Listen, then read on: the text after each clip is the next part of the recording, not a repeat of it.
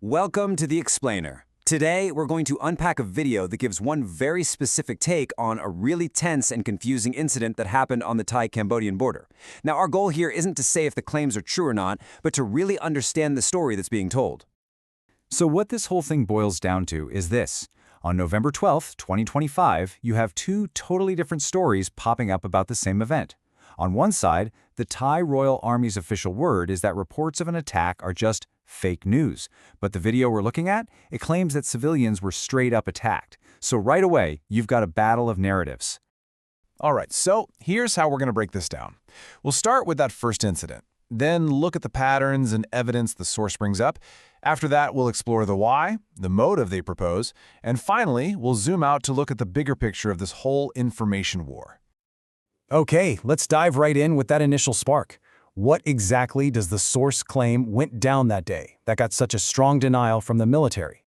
The source, which is a video from a YouTube channel called The Everyday Sam, alleges there was a direct attack on civilians, and it claims the proof isn't coming from some official report, but from the villagers themselves, people on the ground posting pictures in real time of the injured, which apparently included children and, tragically, at least one person who was killed. So you see, the video doesn't frame this as some simple misunderstanding.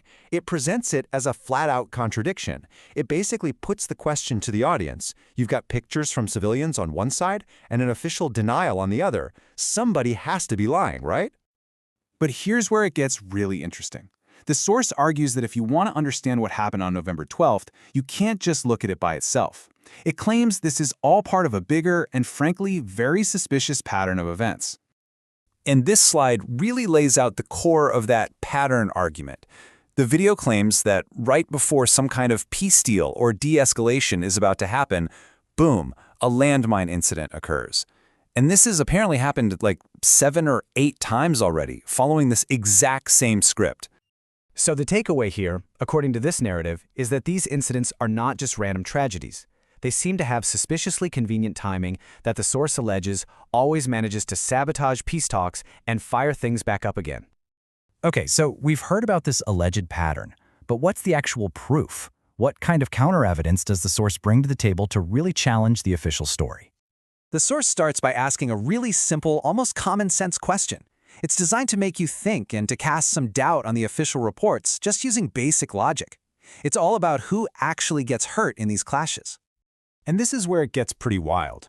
The source highlights this huge disparity. It argues that every single time Cambodia is blamed for starting the fight, the Thai side reports 0 casualties. Meanwhile, Cambodian soldiers and civilians are the ones getting killed or injured. The source's point is, logically, how does that make any sense? The video then starts to stack up more points to build its case. It brings up an earlier incident with protesters, points to a time the Thai military denied using white phosphorus and then later admitted it, and it talks about this mysterious found phone with a video on it. A phone that it claims has never been backed up with any forensic proof. Okay, so this all leads to the million-dollar question, right? If these incidents are being manufactured, like the source claims, what's the motive? Why would anyone do this? Well, the source suggests it's a 4-step political playbook. Step 1, create an external threat. Step 2, use Cambodia as the easy scapegoat. Step 3, use that situation to stir up nationalist feelings and get the public on your side. And Step 4, use that public support to lock down your own political power back home.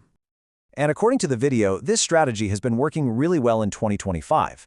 It makes the point that this is a huge shift. For decades, the military was often opposed by the public, but now it supposedly has a lot of popular support, and this border conflict is the main thing keeping that support going. And to really hammer this point home, the video brings up a leaked phone call. It claims a former Thai prime minister basically admitted that things were a mess politically, and even warned Cambodia's leader, saying don't listen to our military, suggesting they had their own separate agenda. So you can see how the source video pulls all these different threads together. Incidents, patterns, a potential motive, to build its argument. But what's the big takeaway? Where does this all lead? The video basically wraps up by showing this contrast. It argues that Thailand's alleged actions, like, say, rejecting international help or court rulings, just don't match up with its words about wanting peace. At the same time, it paints Cambodia as the side that's patiently trying to find a diplomatic way out. The source also claims that the media is a huge part of this conflict. It alleges that if you look at the Thai media, it's just flooded with stories designed to make people angry and nationalistic, while peaceful messages from Cambodia are either ignored or completely buried. I mean, look at that tiny sliver.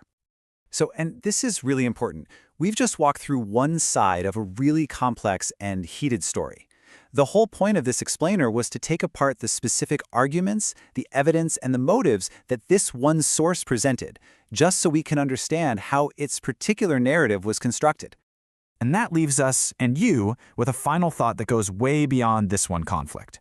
In a world where official statements are constantly clashing with what people are posting online, and where every event has like 5 different interpretations, it brings up a huge challenge for all of us. How do we actually sort through all the noise to figure out what's real?